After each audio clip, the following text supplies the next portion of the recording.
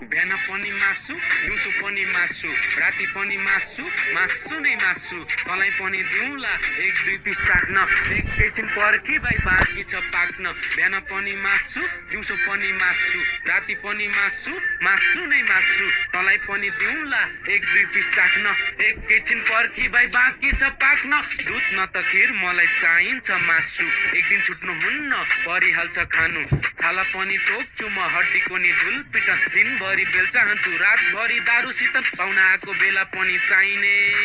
चाडबाड आएको बेला पनि चाहिने झन् साथीभाइको पार्टीमा त फोकटमा पाउने त्यो फोकटमा पाएको मासु गोजीतिर हाल्ने तरर बोसो आहा हरर बास्न यति बेले को आयो खै ढोका ठोक्न